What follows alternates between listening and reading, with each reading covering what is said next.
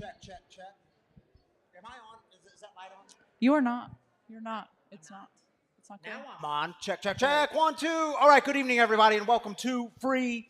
I'm Ryan, and I'm the pastor and executive director here. This is Noelle. She's the community director here. And just to remind y'all, this is a community for addicts, loved ones of addicts, and spiritual refugees. And what we do here is break the silence of addiction and create space for healing, recovery, and spiritual connection. And there is one thing we do not do, and we shout it out together, all 4 words, on a count of 3. 1, 2, 3. Sure. We don't do shame. Thank you for shouting it in the front row. Sometimes the front row, Front row really it's carried the it tonight. backers. Yeah, they did. All right, y'all. Hey, there's a lot going on tonight. I'm not going to lie to you. The beginning of our gathering tonight is a little different than normal, so I want to get right into it. Noelle, tell us some things that are coming up in the community. Sure. If tonight's your first night here, welcome. We're really grateful you're here. We have welcome bags right outside. This story here has a little bit about what we do here at Free Spiritual Community, a little bit about what Wagon Coffee does, and there's some fresh roasted Wagon Coffee in there. So please grab one on your way out and just know we are really grateful that you are here with us. If y'all have been in the community for a minute, you know that we have a no-cost trauma-informed yoga class that happens in this room on Mondays at 6:15. Thanks to Colorado Artists in Recovery, this is a no-cost class for our community, but we are adding an additional trauma-informed yoga class. So it'll be in this room again on Saturdays at 11:15 starting June 24th. And these are hour-long classes. Our very own Maggie Barfoot runs these for us, and it's just a great... They're powerful. They're very People powerful. love it. That's why we added a second one. They're packed house. That's why we added a second one. So come bring your yoga mat, no cost. Just grab some community and some trauma-informed yoga, and it's incredible. Our tech team is needing some additional volunteers.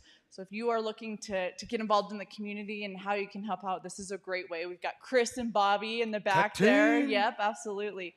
And the best part about this is you don't have to have any tech experience. So just grab one of them or one of us after service, and we'd be glad to get you connected. And last but certainly not least, twice a year, so the week after Christmas and then typically in the summer, we take a rest week. So we are very intentional with this, and we don't have service that week. So our next rest week will be July 1st. So don't come to Free that evening at 5 or 7. No one will be here. It'll be kind of awkward. And so we will have a rest week that week. July 1st, there's no service. Yeah, 2 of these every year, and they're really important to us. Yep, absolutely. Yep. Well, I'm going to bring Jerome up. He's on our board of directors here, and he's going to talk a little bit about, we have our first annual free golf tournament. So y'all welcome Jerome up. Jerome Axted. What's up, buddy? Hey, before you start talking, I totally forgot to look into the camera and welcome our online people who join from all over the country, because they are one of us. They're us. We're them. So welcome to all of you. We're glad you're here. Whatever living room you're joining us from, or kitchen or bathroom, sober living house. We're just glad you're part of this community. So welcome. Make yourselves at home in your home. And we're glad you're here. All right, Jerome, take it away, dude. Hi, everyone. I'm Jerome. I'm happy to announce the inaugural free golf tournament. It will be hosted this year, July 24th, at the Arrowhead Golf Course. I'm just going to get to the housekeeping pieces now. You're going to hear more about it in the coming weeks. Our website, freespiritualcommunity.com. It's on the front page. You can't miss it. There are multiple ways to sponsor. There are multiple ways to participate. And if you cannot and would like to sponsor someone to participate, you can do that also. So please check it out. Reach out if you have any questions. I'm really excited about this. This is one way I'm passionate about giving back by doing something that I love. So I'm happy to have everybody check out Arrowhead Golf Course. It's going to be a really unique experience. But look forward to seeing you there. Yeah, and just go right to the website, freespiritualcommunity.com. If you're on your iPhone, just scroll down a little bit. You'll see it, and they can sign up there, right? That's it. Yeah, you can sign up. We are limited to 36 teams, so 144 golfers total. If you're thinking about it, register now. I highly recommend it. It's probably going to sell out. We expect it to. So we'll see you soon. Thank you, Jerome. Appreciate you, dude. Thank you. You want me to hold on to that? I'm going to give it to Matt here. Okay, y'all, as I said, this is a little different because we wanted to share what we think is really big news we're really excited about. We wanted to share it with you tonight. We are doing so through video. Tami and I got with Danny Colella, our digital content director, and we shot a video this week. And so we're going to share with you this very exciting news through video, and everything Jerome was just talking about, all the proceeds from that have everything to do with what you're going to hear about in this video. So take a look.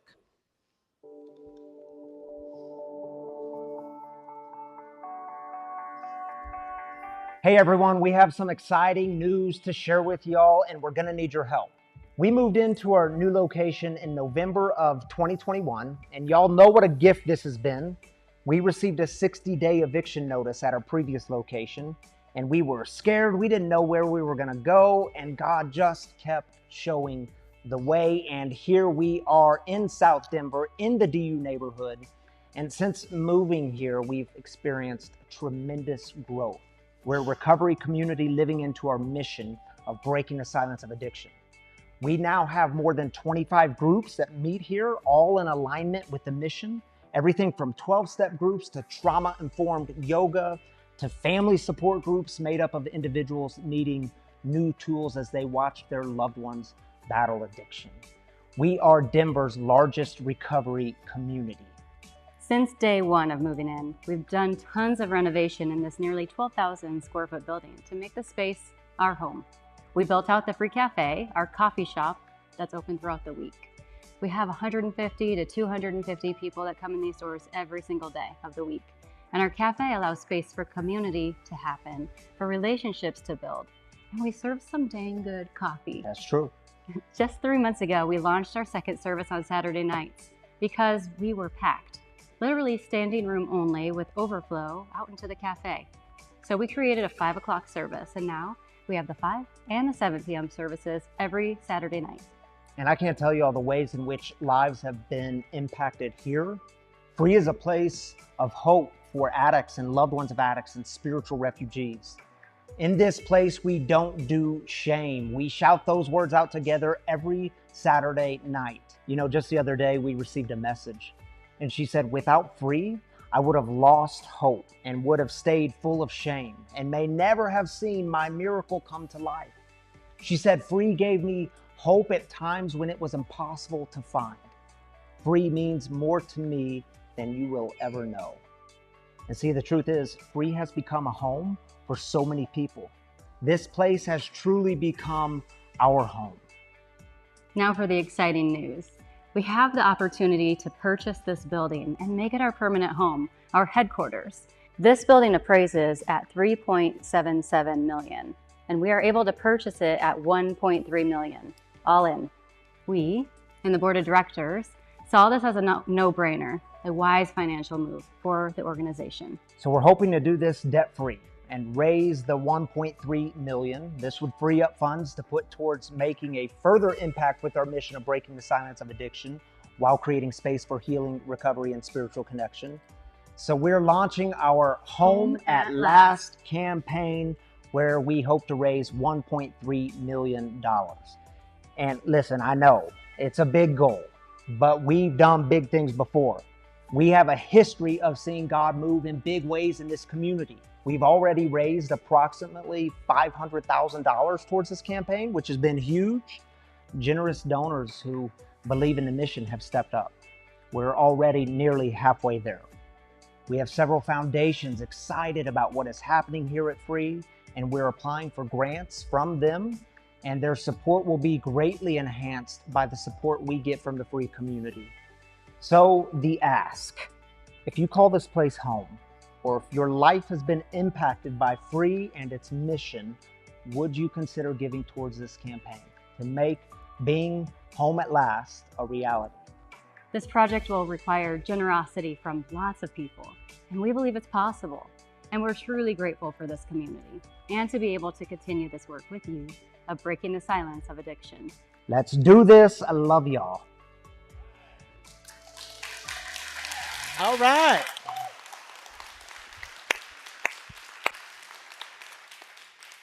Y'all, it's a big goal, but I think it's a very worthy goal, and I think we can do this. And like Tami said in the video, it takes a lot of generosity to make this stuff happen. So grateful for everyone who has been a part of it and is going to be a part of it. And I want to invite Matt Naraki up here. Matt Naraki has been a great teacher for me on generosity.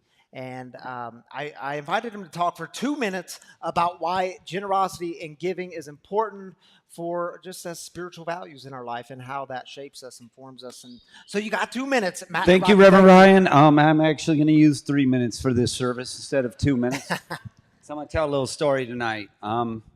And I think the powerful effect of philanthropy and how it became vitally important in my life, spiritual practice, is I grew up in a poor family in Michigan and didn't have much. And I saw my father always contributing to church and giving when he didn't have much to give.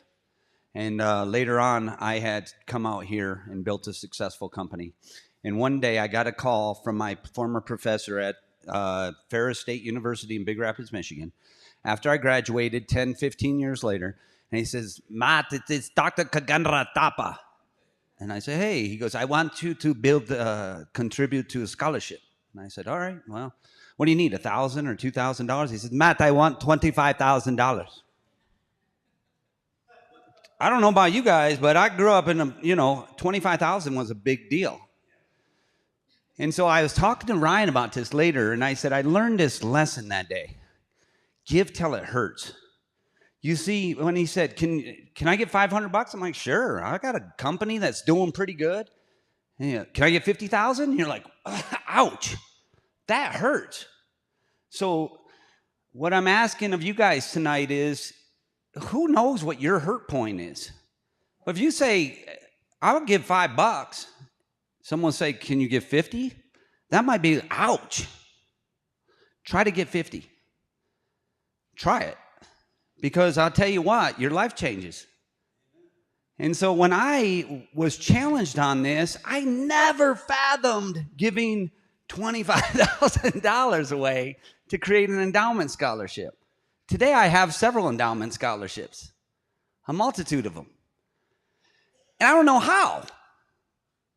So tonight we ask that, he said we already got to 500,000. Why? Because all your major donors already gave the big money. So we're looking at the other 90% and say, give what you got, but give from the heart. Give until it hurts. If you can say, yeah, it's no problem, I'll give $2 tonight. Challenge yourself. When does it hurt? 20? 200? And I challenge you guys to give to this capital campaign. I firmly believe in it. I have contributed myself, and I look forward that we all got skin in the game for this community, because I think we all dearly love this community, and we're willing to invest the resources to keep it going into perpetuity. Thank you for your time. Thank you, Matt. Good words, my brother. Yeah. Actually, I'm going to hand this off to Darren. All right, y'all. You'll hear more about this Home at Last campaign. We hope to have it wrapped up by the end of October. So you're going to hear about it throughout the summer and fall, but this is the launching, introducing y'all to it. So I hope you are as excited as we are about it. You'll continue to hear some more. All right, and the way we get started here at Free on a Saturday night is with our celebrations. We lift up the good. We remember the good. We start with the good. We don't ignore the hard stuff. We just don't start there. We actually end with that stuff. We start with the celebrations. Maybe it's a sobriety anniversary, a birthday, a new thing you have in life, a new baby, new job, new cars, new whatever you got new in recovery and you want to lift it up. It's a very important part of our time together to lift up the good and celebrate together. And we believe that God joins with us in the celebration. So we take 3 minutes for this. Just slip up your hand. Darren will get you a mic. Dara, you got the other mic? Dara will get you the mic on this side. If you're online, just drop your celebrations in the YouTube comments or Facebook comments, wherever you're joining us from. We want to celebrate with you there. All right, y'all, let's take 3. Hi, I'm Kavita, and I'm grateful for the fact that it is the 88th anniversary of Alcoholics Anonymous. Yes. Happy birthday. Yeah, it was cool. Happy birthday, AA. Hi, I'm Layla. I'm celebrating 90 days sobriety today, and Way to go, Lola. I just got a new car last week. You just got away? A new car. All right. Congratulations.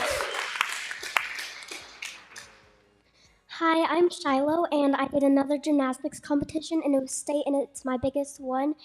And I got first on vault, and then I placed on other events. Way to go, baby. I'm proud of you, girl. Hey y'all, I'm Steve, and this is just a shout out to life and God and the universe for an absolutely glorious, perfect 10-mile bike ride this morning. Cool, crisp, perfect weather. It was just glorious. So shout out to life. Thank you. That's a great thing to celebrate, man. Celebrate that. Hi, thank you. My name is Christine, and I just wanted to welcome all the new people here today. We are so happy that you're here. It's a beautiful community. Thank you for coming tonight. Also want to celebrate, I actually came on the same night as Mitch and Sarah. Yay. Yeah, we'll celebrate that, Christine and Mitch and Sarah. I'm Holly. I'm celebrating 5 months and 2 days clean and sober. All right, congratulations. That's big stuff. Hey guys, I'm Bobby. The last 2 weeks, we've discussed a heartache from one of our tech teammates, Matt, who was in rehab. I've heard from him. He asked if we could celebrate that he's got 2 weeks sober today. Way to go, Matt. We love you, brother. My name's Calvin, and on the 8th, I've celebrated 8 months off meth. Way to go, Calvin. Proud of you, dude. Hey guys, my name's Leate. I'm celebrating 5 months of continuous sobriety. I finished up my training at UC Health, University of Colorado Hospital and Children's Medical Campus, and I start my new shift tomorrow morning at 05:30. Thank you. All right. Way to go, dude. My name is Sherelle, and I am celebrating 18 months of sobriety. All right, congratulations. Hello, I'm Joy. I just want to celebrate being 6 days away from a month sober. Where is Joy? Raise your hand. Where's Joy? I can't see in the back. Right in the back. Okay. In the back. Congratulations, Joy. We got 10 seconds left. Who's All taking right, us out? my name's Bam. First I want to give a shout out to Pathfinders. I'm from Pathfinders. I'm 2 weeks sober today. They saved my life. Thank you. And we got a brother in recovery. His actual birthday is today. He's 30 years old. Jeremiah, happy birthday, dog. All right, happy birthday. I got what, Brian? I got. What's that, Darren? Never mind. Oh, you're good. All right, Tami, you going to join me up here? The great Tami Kennedy is making her way up here to join me for celebrations. I tried to talk Shy into taking it, but she didn't want to take it. She didn't want to take it. Shiloh, she celebrated too hard. She said the last names are too hard. Last names are hard. That's why Christopher didn't put his last name. There you go. Hi, guys. Good evening. Chris says, celebrating my best friend Amber, who got to talk to her kid for the first time in a long time. All right, Amber and Christopher. Ricky says, hi, guys. I am celebrating 38 days clean and sober from fentanyl. Woo-hoo. Shout out to my Pathfinders family, too. Ricky, we're celebrating you, girl. Way to go. Monica says, made it to 60 days clean on Tuesday this week. All right, Monica. Chris Watson says, celebrating my youngest son, Braden Christopher, who graduated high school with honors and has a full ride college scholarship. Braden. Way to go, Chris and Braden. Congratulations, dude. Awesome. Monty says, celebrating Brandon for attending free for the first time. Good job. All right, Brandon, we're glad you're here for the first time. Hey, Grandma. Marion, my grandma, I call her Grana. She says, my great-grandson Damien is picking me up for a nice afternoon tomorrow. I'm so honored and love you, Damien. That's Good job, sweet. James. All right, Grana, I'm glad you're here and shared that with us. Good stuff. All right, thank you, Tami Kennedy. We'll see you in just a little bit.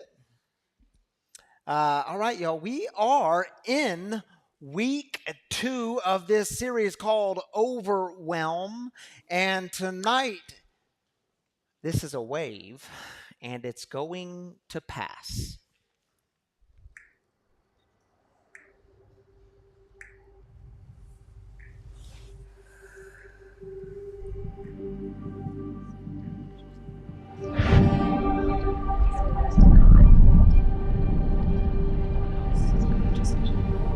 Such a big deal.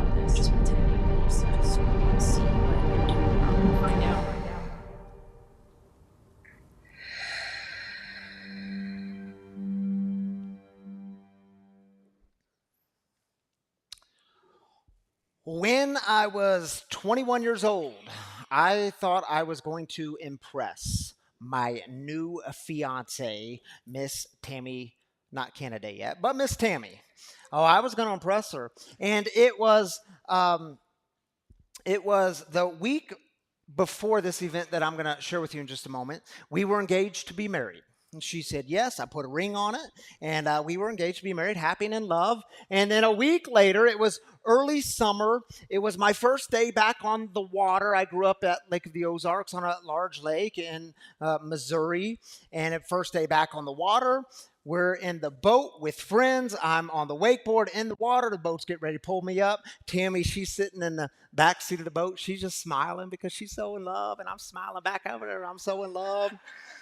And I'm on the wakeboard, and I'm going, and I cut outside of the wake. This is a picture of that same day. This wasn't the exact moment, but right before this moment, this is that picture.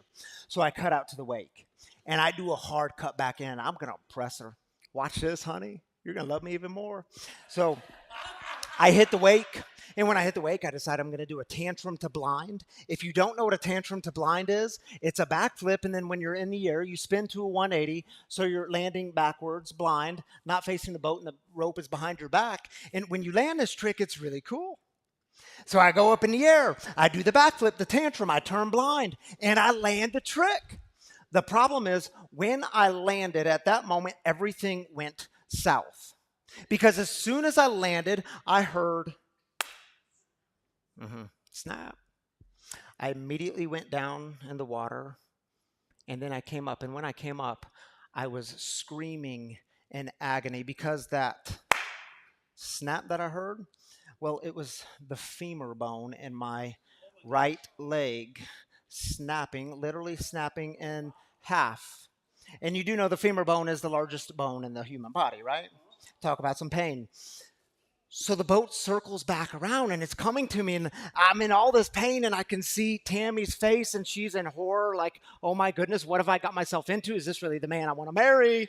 And she jumps in the water to be with me. 2 other friends on that boat jump in the water to be with me, and their goal was to get me out of the water into the boat. Now, thank God we had a friend on the boat who happened to be a nurse. And she is giving instructions. She said, no. You guys cannot get him out of the water into the boat. She's looking at my leg, and she's, sorry to be graphic here, but she said, if you guys try to get him in the boat, that femur bone could come shooting through his leg, and then we got all kinds of other problems like bacteria, dirty lake water getting in the bloodstream, Ryan losing his leg, no bueno. So she says, your job is to hold him still. Tami was holding my head. Other friends were holding the rest of my body, and their job was to hold me still. And our nurse friend, she immediately called 911 boat rescue, because on Lake of the Ozarks, it's big enough you have boat rescue. And do y'all know I waited in the lake water lying there for over 30 minutes waiting for rescue? And do you know what I remember most? It's a busy lake. And so there was these boats that would pass by, and they pass by again, and pass by again, another boat. And every boat that passed by, well, boats create a wake, and from that wake, you get waves that come at you. And see, when the waters were kind of smooth, well, the pain was somewhat bearable. But man, when those waves hit, it was like unbearable, excruciating pain, because my leg is just kind of flopping in the water, and that bone is hitting tendons and muscles, and excruciating pain. Yeah, but did you know what I remember? That nurse, she was sitting on the edge of the boat towards the back, and with every boat that passed by, every wave that came my way, she would lock eyes with me, and she said, this is a wave, and it's going to pass. Another boat would pass by, a wave come in. This is a wave, and it's going to pass. This is a wave, and it's going to pass. This is a wave, and it's going to pass. She must have said it 50 times. And that's kind of like life, isn't it? Like when the waters of your life are smooth, you can go through some things, and it's kind of bearable. You can even go through a little bit of pain, and it's kind of bearable. But man, when those waves of overwhelm come crashing in, well, they can cause some excruciating pain, can't they? And see, when you are overwhelmed in life, the overwhelm will lie to you. And it tells you the biggest lie. It says, this is going to last forever. Buckle in, because this is just the way it is. This is going to last forever. Some of you remember your days in active addiction. Yeah, did you feel overwhelmed? How many days did you wake up and say to yourself, "Hey, this darkness, it's here forever.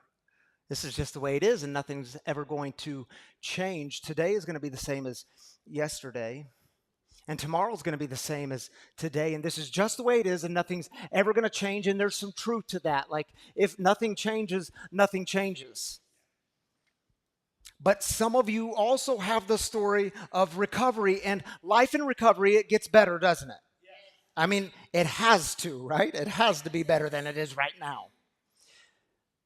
But many of you also were introduced to that harsh reality that reminded you that just because you got sober doesn't mean that you are promised a wave-free life. Waves still come, but we can learn how to better handle those waves. And in those moments, when the wave of overwhelm hits, you have to come back to your center and be reminded this is a wave and it's going to pass. In those moments when the wave of overwhelm hits, you need those people around you, those voices around you who can remind you this is a wave and it's going to pass. So, two very simple ideas that you might want to consider when the wave of overwhelm hits. And listen, y'all, I try to keep this as absolutely simple as possible because sometimes we are very simple people, right? Be still and do normal. Do we have the slide? Yeah, see, we need that slide. Be still and do normal. Repeat that with me. Be still and do normal. You see, when the wave of overwhelm comes in, it doesn't feel like it, but stillness is your friend. You see, what I learned in laying in the water that day was, man, the more I struggled, the more I fought against the waves, the more I moved around, the more pain I caused. You see, when you are overwhelmed, the more you struggle, the more you fight against that wave, the worse you make it, the more pain you cause. You know, over the past few decades, they've done a lot of research around plane crashes, what causes plane crashes. And there was a minute in my life where I was really fascinated by plane crash shows and plane crash documentaries. And it's actually fascinating what they found, because what they tell us is that most planes, generally speaking, planes don't go down because a pilot makes one mistake. I don't know. What happens, generally speaking, is the pilot makes a mistake, and then the pilot doesn't stay calm. So the pilot makes another mistake. And because that first and second mistake were made, and the pilot didn't stay calm, a third mistake is made, and all of that compounded together caused the plane to go down. You see, when it's all coming at you too hard and too fast, and it just feels like this is going to last forever, and it's just one wave after another, and you're saying to yourself, I don't know what to do. What do I do? What do I do? What do I do? Be still. Be still. And I know it's really easy to start racing up here. And you start making up stories about what could happen. And then what actually happens? Panic starts to set in. And when panic kicks in that moment, you are using all your precious energy that you could be using to do a few things well, like being still. And once the panic kicks in, then fear takes off. And you know what fear tells you? Fear lies to you too. Fear tells you that you need to start spinning stories up here. And you need to get into all of those what if questions. What if she does this? Or what if he does this? Or what if they don't do this? And you start making up stories in here. And it's just a big cycle, isn't it? But my brothers and sisters, you do know, in the midst of the waves, a miracle can happen. Amen. And see, I think sometimes we're scared of miracles We fear miracles because we fear change. Because I don't know about y'all, but my encounter with miracles is that miracles always change me. They change my perspective, how I see, how I live in the world. Miracles change me, and change is scary. We don't like change, so we fear miracles. You know, there's this fascinating story in Mark's Gospel, chapter 4. It's a story about Jesus being in a boat with his friends in the middle of the Sea of Galilee. Now, the Sea of Galilee, some of you will see this when we go to the Holy Land in less than a year from now, and you're going to love it. But the Sea of Galilee, don't think about an ocean, because, see, really it's like a big lake, and you can stand on one shore and see to the other side of the shore. So think of a big lake. But the story tells us that Jesus is on a boat with his friends in the middle of this big lake, and a wild storm comes up, a windstorm, and the waves come crashing into the boat. And the disciples, his closest friends, they're like freaking out. They're bailing out water. And they say, where's Jesus at? This major storm has hit, and where's Jesus at? And they're bailing out water. You know where Jesus was? He was literally taking a nap. I mean, imagine what they're thinking. Jesus, dude, do you even care that we're going down? I mean, are you high right now? You're just going to sleep through it? And check it out. Here's how the story goes. Just a few verses. Gale force winds arose, and waves crashed against the boat so that the boat was swamped. But Jesus was in the rear of the boat sleeping on a pillow. Bless his heart. They woke him up and said, "Teacher, don't you care that we're drowning?" He got up and gave orders to the wind, and he said to the lake, "Peace, be still." The wind settled down, and there was a great calm. Jesus asked them, his friends, his disciples, "Why are you frightened? Don't you have faith yet?" In other words, don't you have enough experience yet? Peace, be still. I imagine he says this to the wind and to the waters, so that the disciples, his friends, could overhear it. Because we're just like them, aren't we? Things happen in life, and what do we want God to do? God, change the weather. God, change the circumstances around me. Work some miracles here. And I think God is like, no, man. I am way more interested in seeing you change. You see, because sometimes this story is read, it's the way it was taught to me as a little boy, growing up in a church, that, oh, look at this miracle, Ryan. You see, this is why Jesus is so worthy of our praise and worship, because Jesus can control the weather. See the miracles he does? He can stop the winds. He can calm the waves. Jesus is worthy of our praise. Seriously, that's the miracle? Because I don't know about y'all, but I have never been in a storm that has lasted forever. And you haven't either.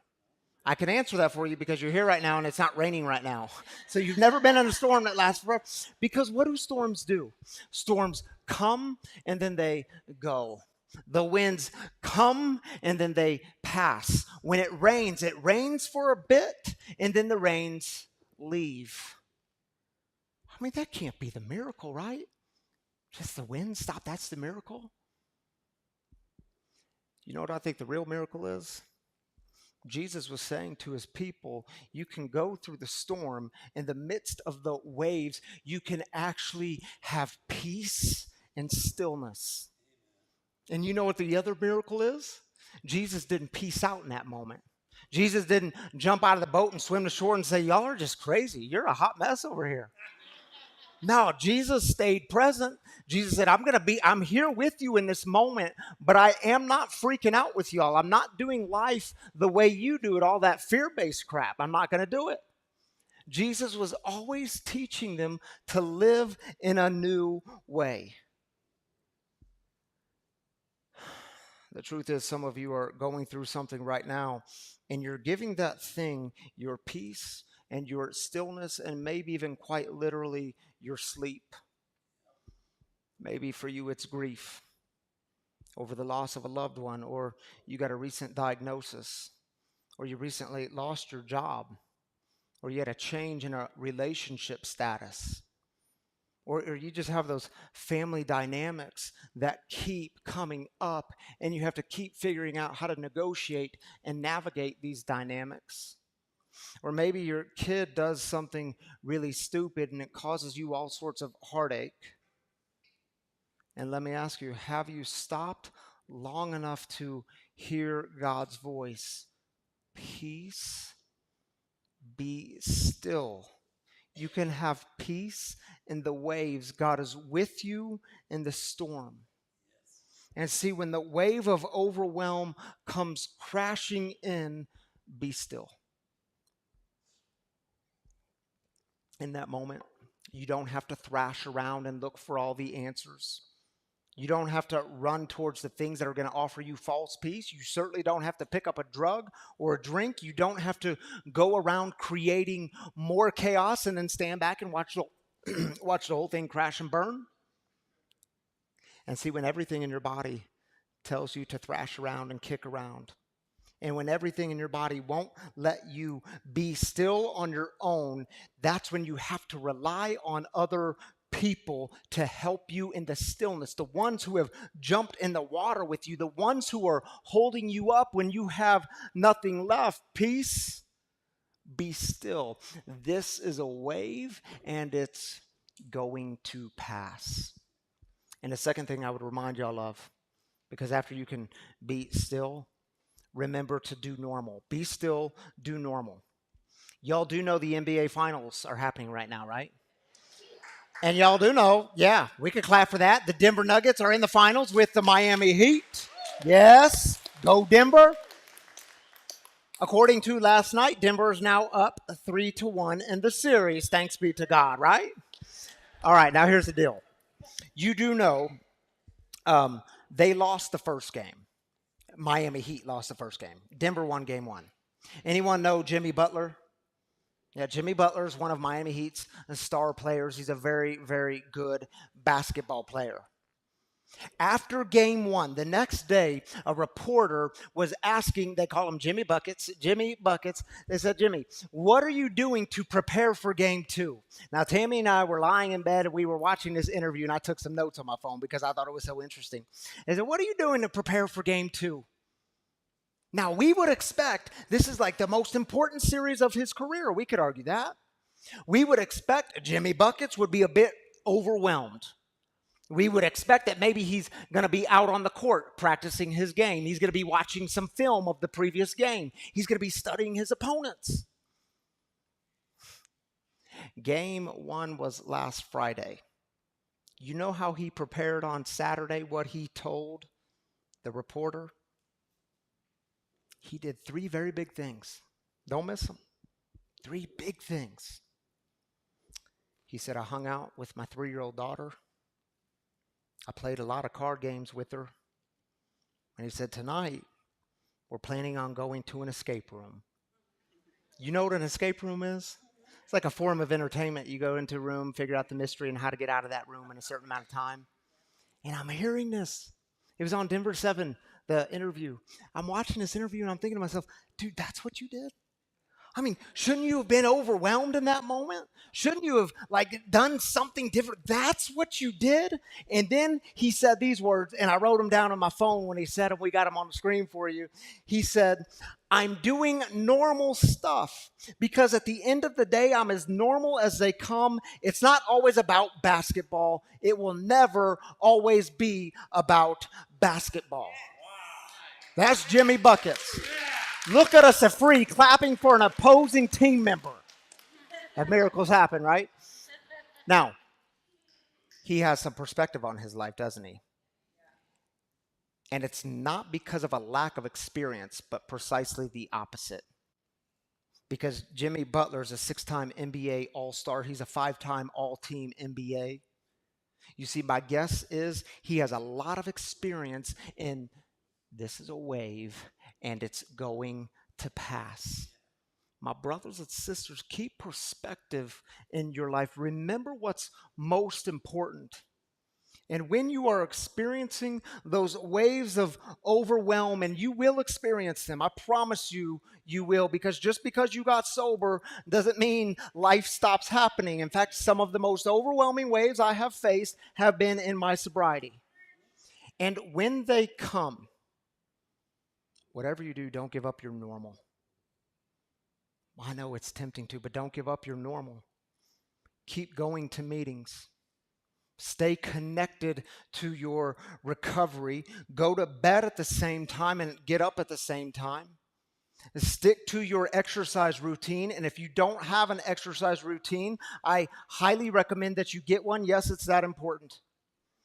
Fill your body with nutrients when the overwhelm hits. You don't have to do what I like to do, the carb overload, and just give me every carbohydrate in sight. That's going to make me feel good right now. Give me every donut in sight. Pray all the time.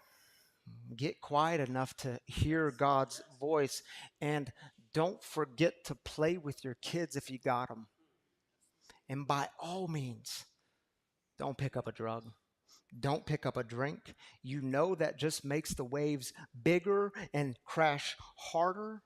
You see, don't let your life become consumed with that one wave. Peace. Be still. Do normal. Because this is a wave and it's going to pass. And I'll close with this because there is one more thing.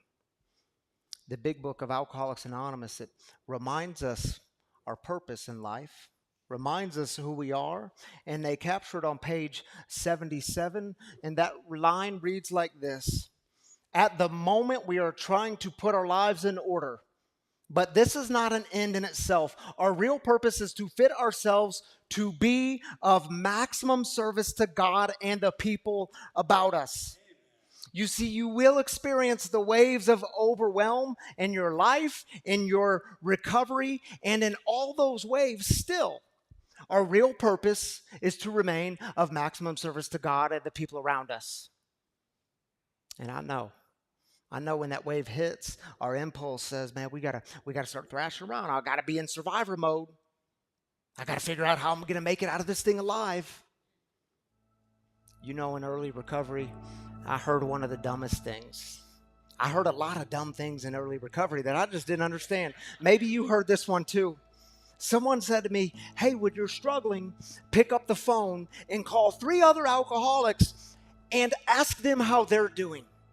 And I thought, that's so stupid. You don't clearly know how the world works. Why would I check up on them? They should be checking on me if I'm struggling. They should come to my rescue, not the other way around. You see, I've been through enough waves now, enough experience to know that when we stop and we pick up the phone and we check up on other people, another miracle happens.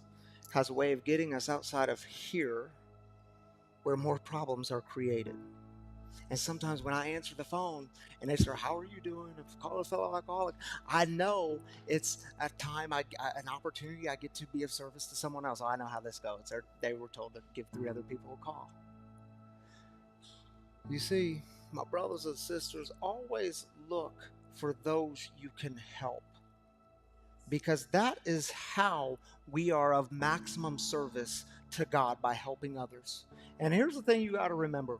You might not ever know what they are going through. You might not ever know the wave of overwhelm that they are encountering in their life until you go to them. So remember to be the helpers.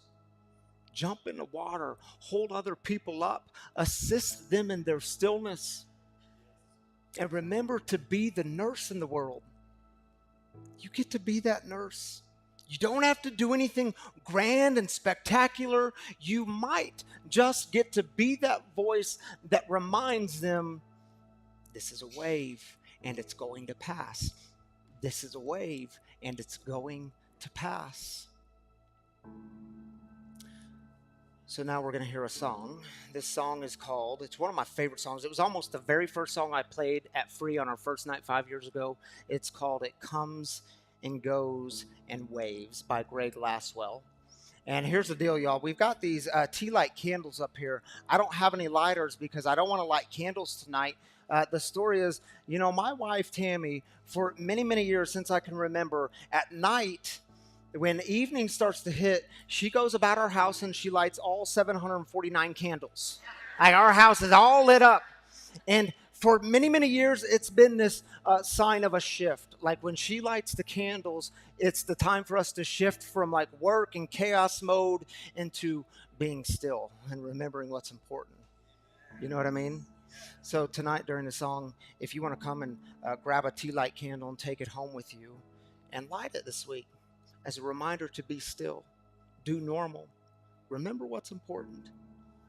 This is a wave and it's going to pass. So come and get a tea light if you want one. We got a lot of them up here. So get one during the song. This time is yours, and I invite you to stay quiet and have a moment of reflection.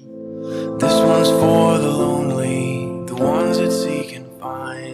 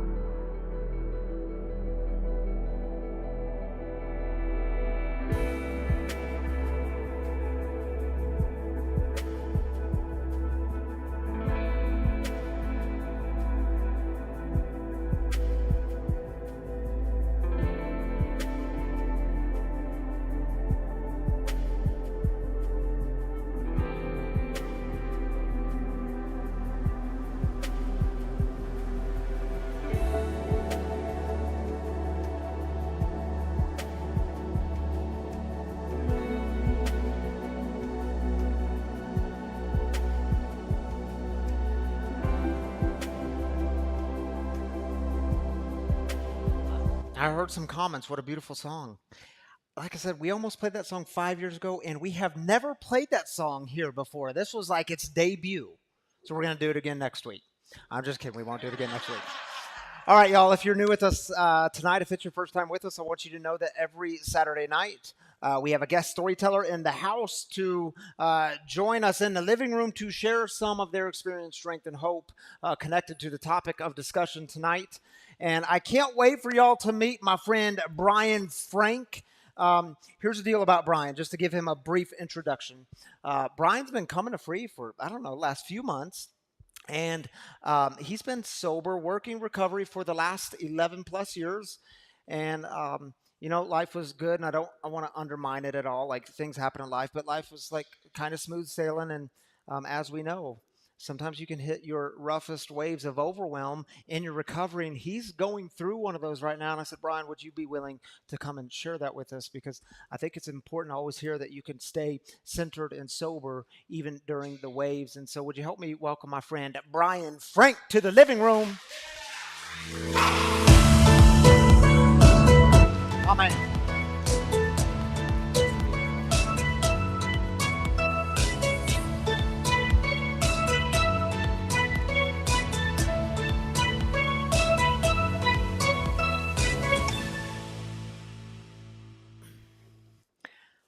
My only resentment right now is Brian's boots are a little bit cooler than mine. I'm gonna four-step it later, and I'll be just fine. All right, no, I'm just kidding. They're cool, but we're gonna jump right into his story because Brian Frank here. I don't know why I'm saying your last name. Brian here got sober March 15th of 2012. I'm sorry, March 16th, 2012. But tell them what happened on March 15th of 2012. Is his mic on? Can you all hear him? Yeah? Okay. Okay. On March 15th, 2012, I was, I was on a 3-year bender, and I was drinking heavily. I was doing meth. I was doing Adderall. I was doing coke. Anything I could do to keep me drinking longer. And it all just came to a head or came to fruition one night. So I was in the back of my truck, sitting in Dallas, Texas, and I had my shotgun with me, and I kind of climbed in the back seat of my truck, and I loaded up a really nice shell of buckshot, and my plan was to just take my head off and just end everything right there because I didn't think anybody cared, and I was just kind of, at the end of my rope. And in that time, in that drunken stupor that I was in, whether it was a moment of clarity I had or some kind of hallucination, I heard what was kind of like an audible voice saying that something like, Brian, I had more planned for you. This is not how I'd planned your life to be. And at that moment right there, I snapped out of whatever I was in. I called my mom, and I got set up to get to a rehab the next day. And I went to rehab. Now, you told me when you got to rehab that I wrote it down because it was interesting to me. You said, even when I went to rehab, I wasn't convinced I had a problem with drinking. I thought I just married the wrong woman. That's exactly true, Rigorous honesty, Brian. Self-introspection. I was so defiant in my addiction that I was like, this cannot be my fault. I don't have a problem with alcohol. I got a problem with the wrong woman. And so I did the responsible thing to do, and I just hightailed it out of Dallas and hid. And I was like, well, at least in here, she can't find me. So, and it wasn't until about 2 or 3 days into being in rehab where I started kind of listening to what they had to say. And I was like, well, I started, thinking about all the things that led me to this point, and all the bad things that have happened in my life were a direct result of alcohol and drugs. And so I kind of talked to God. The one thing I brought with me was a Bible. And I was like, God, if there is something, if alcohol is a problem in my life, I want you to show me in this Bible. Now, I don't have time to read every verse and try to find something that you want me to learn or see. I'm just going to flip it open and just put my finger down and just read what it has to say. And alcoholics, we lack discipline, don't we, man? We're lazy. We really do. So I landed on Proverbs 23 and verse 29. So I want to read that to y'all. And this is what it said to me. Who has anguish who has sorrow, who is always fighting, who is always complaining, who has unnecessary bruises, and who has bloodshot eyes. It is the one who spends long hours in the taverns trying out new drinks. Don't gaze at the wine, seeing how red it is, how it sparkles in the cup, how smoothly it goes down. For in the end, it bites like a poisonous snake. It stings like a viper. You will see hallucinations, and you will say crazy things. You will stagger like a sailor tossed at sea, clinging to a swaying mast. And you will say, they hit me, but I didn't feel it. I didn't even know when they beat me up. When will I wake up so I can look for another drink? And in that moment, I looked up and I go, you've got to be freaking kidding me. I put my finger in that boat, and this is what, in that book, and this is what you come up with? I was like, all right, I give up. This is it. I kind of like raised the red flag right there, and I was like, I surrender. Obviously, alcohol has got a problem in my life. And that's when I really made a commitment to say, I'm going to do everything they tell me to do in this rehab to stay sober. And that was a little over 11 years ago, and I'm still here. Yeah, dude.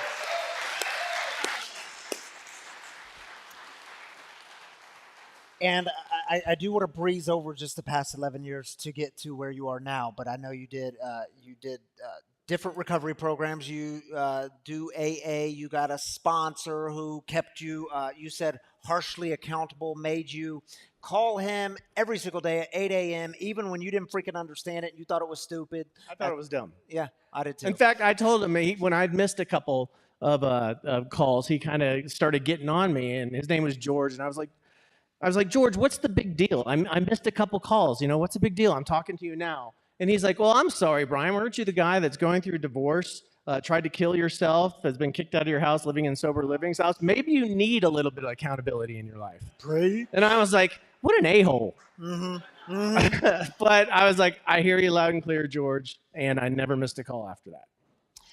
And I know you started a recovery ministry to help others, and you'll get more into that. But it's been 11 years.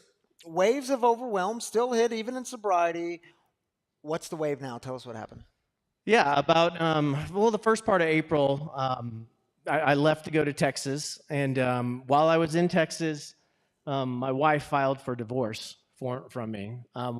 And so I've been kind of dealing with that wave ever since April. How long were you married? 8 years.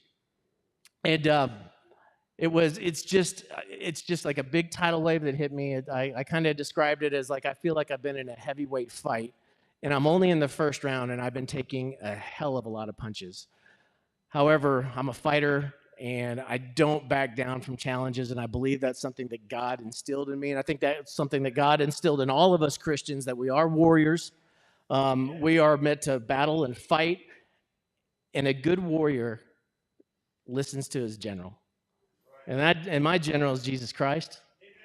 And he has already defeated this world. He's defeated death, and he is my general. And a lot of times, to be a good warrior, I just need to listen and be still and wait for instructions. Get close to God, listen to him, figure out his will for my life, ask for wisdom and understanding, strength, courage, and patience. And you said something really fascinating. You said that being still is different than being idle. Yeah, that's right. You know, I think, you know, when I think of being idle, I think of sitting around waiting for things to happen to you. You know, not taking any initiative, not having any kind of motivation to make things happen in your life, just waiting for things to happen to you. I don't believe in that. You have to keep putting one foot in front of the other and keep moving forward. And to be able to do that in tune with God's will, you have to be still and you have to listen to his voice and you have to wait on him to tell you where to go. You've got to say, God, where do I submit? A lot of times we say, God, what do you want me to do? Where do you want me to go? And God's like, no, you need to submit here, then I'll tell you where to go. And that's what he's telling me. He's like, this is where you submit. Lean into me. Trust me, Brian. I've had you for 11 years. You know, I one thing I remember when I was getting sober is I was, people that were like, 1 year, 2 year, 5 years, 10 years sober. The one thing I never heard them say is how bad their life had gotten because they got sober. Nobody blew up. Nobody exploded. Everybody got better. Of course, they had problems and issues come up, but they're still there. They're still kicking, and they're still moving forward with sobriety. And I wanted to have that. And I know you talk about, Brian, you have a group of guys in your life that you call them your posse, your tribe. You said your My motley-looking crew. Motley-looking crew. Yeah. How do they keep you accountable? How do they help keep you sober? You've got to have people. You can't go it alone in this world. You can't go it alone living a Christian life. You have to have brothers. You have to have somebody who has your back or gets your six. You have to have somebody that is going to be there for you when you can't be strong enough. When I don't have the will and I don't have what it takes to make it through to the next minute or the next hour or the next day, I've got friends that I can call and say, man, I am struggling right now. Can you help me out? Can you pray for me? And my friends during this time has showed up for me like nobody has ever showed up for me in my life. They have just had my back through this, and it's because of them that I'm able to be sitting here right now, still sober, not relapsed, and still moving forward. So for those who are going through an overwhelming wave right now, and it just feels like it's going to last forever. Man, it just feels like it's one wave after another. Maybe you're online and you're watching, and or maybe for you the drink is nearby, and that thinking kicks in. Man, I know how to take this pain away for this moment. I know what works, and they're considering picking up a drug or the drink or the needle, the pills, whatever it is. What do you say to them? Simple, just. You don't have to do anything. God's going to do it, and you just need to remain still and listen to his voice and wait for him to tell you where to go and what to do. And that's it. Pretty simple. Thank you, Brian. Brian Frank, he's going to be sticking around in a cafe afterwards. Thank you for being here and sharing some of your story with us. Sure. Thank you for having me. Yeah. Thank you so much. All right, brother. Thanks, dude. Appreciate you, man. Yeah.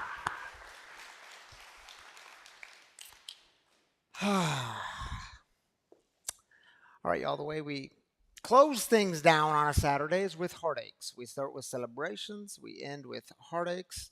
And we take 3 minutes for this. Very important part of our time together. I say that every week because it is. Because what we try to do is carry these burdens alone, and you don't have to. It's why we have community, and we believe that God always hears the cries of the people. So, again, we take 3 minutes. You can just raise up your hand and say your heartache. Again, if you're online, just join us on the put your heartache in the YouTube comments, Facebook comments, and we want to join you there. And take 3 minutes and lift up your heartache. This time is yours. If we could just pray for a girl that was in my sober living that walked out this week, and nobody's been able to get in contact with her. If we could just keep her in your prayers that she's alive and well. All right. Prayers for her. Thank you, Layla.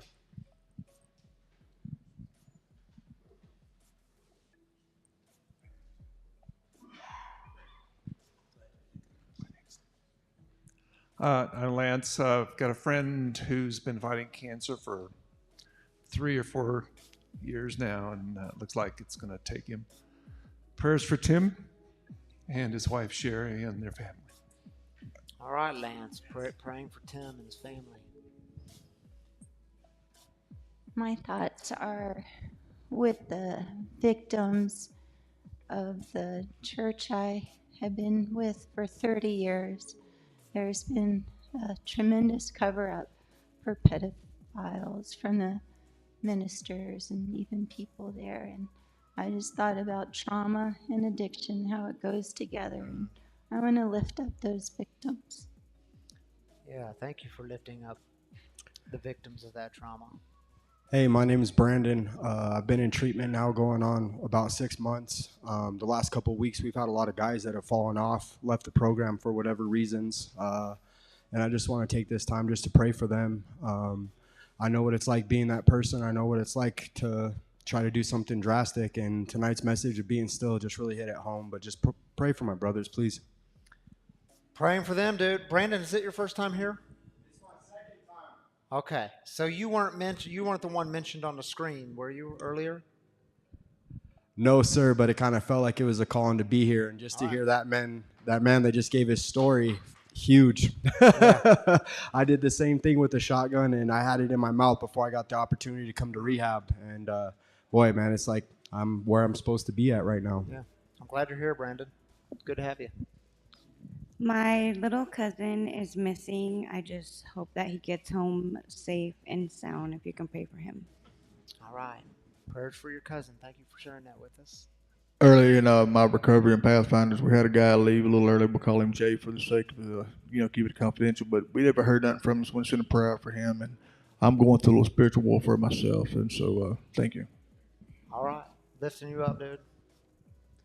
My name's David. 7 months ago, me and my partner were shot, and it was the start for me to change my life, but she's still out there doing the same shit. I want to pray for her. Yeah.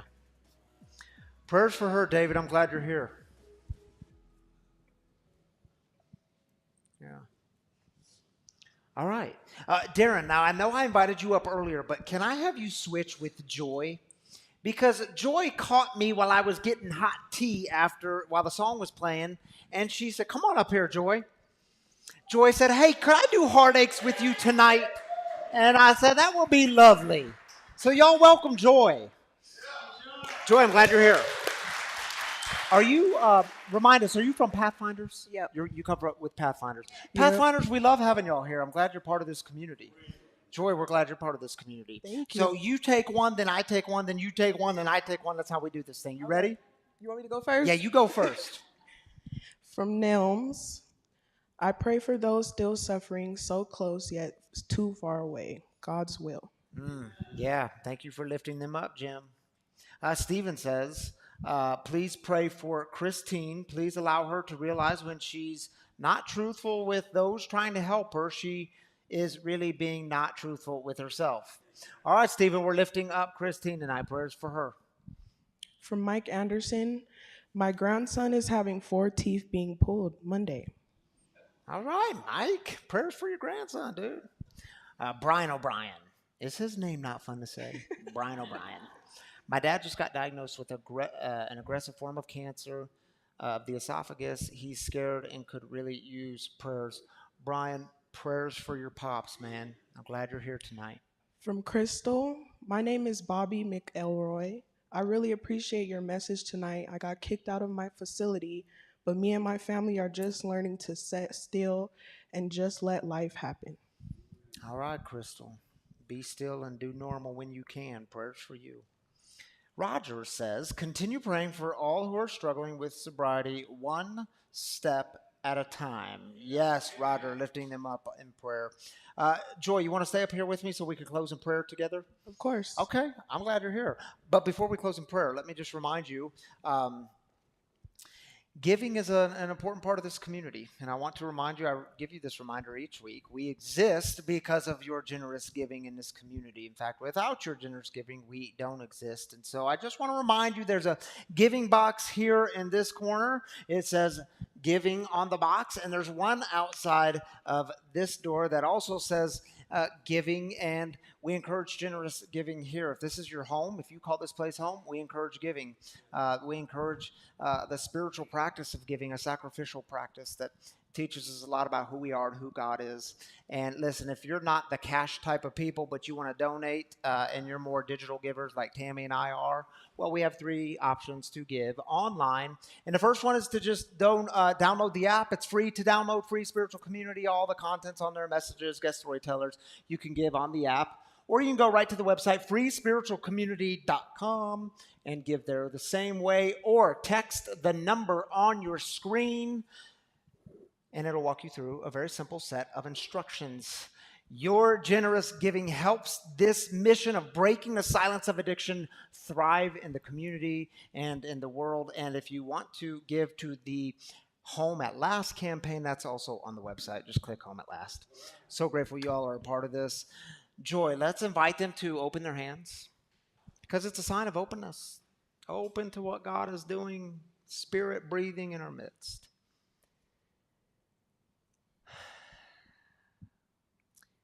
If you don't know the Lord's Prayer, it'll be on your screen. Our Father, who art in heaven, hallowed be thy name. Thy kingdom come, thy will be done, on earth as it is in heaven. Give us this day our daily bread, and forgive us our trespasses, as we forgive those who trespass against us. Lead us not into temptation, but deliver us from evil.